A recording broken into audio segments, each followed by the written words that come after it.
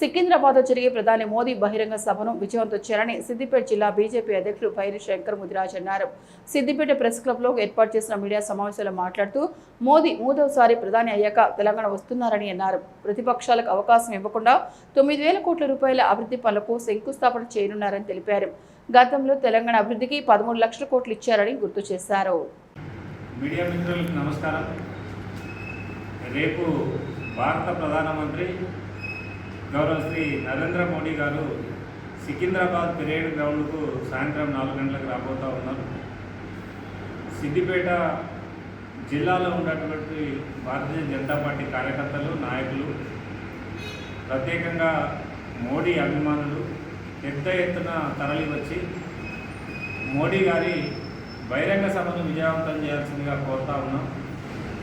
ముచ్చటగా మూడవసారి నరేంద్ర మోడీ గారు ప్రధానమంత్రి అయిన తర్వాత తెలంగాణకు మొదటిసారి రావడం జరుగుతుంది.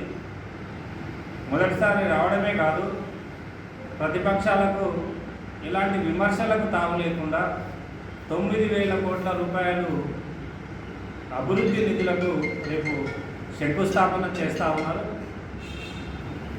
గత 12 సంవత్సరాలుగా నరేంద్ర మోడీ గారు ప్రధానమంత్రిగా కొనసాగుతూ తెలంగాణకు దాదాపుగా 13 లక్షల కోట్ల రూపాయల నిధులను ఇప్పటికే ఇవ్వడం జరిగింది.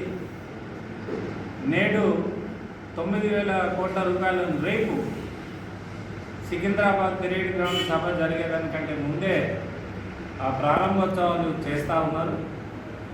కావున భారతీయ జనతా పార్టీ అభిమానులు, నాయకులు, కార్యకర్తలు పెద్ద ఎత్తున మోడీ గారి బహిరంగ సభకు తరలివచ్చి దేశం కోసం మోడీ, మోడీ కోసం మనం అనే నినాదంతో పెద్ద ఎత్తున సికింద్రాబాద్ పెరేడ్ గ్రౌండ్కు తరలివచ్చి సభను విజయవంతం చేయాల్సిందిగా మిమ్మల్ని అందరినీ చేతులు జోడించి నమస్కారం.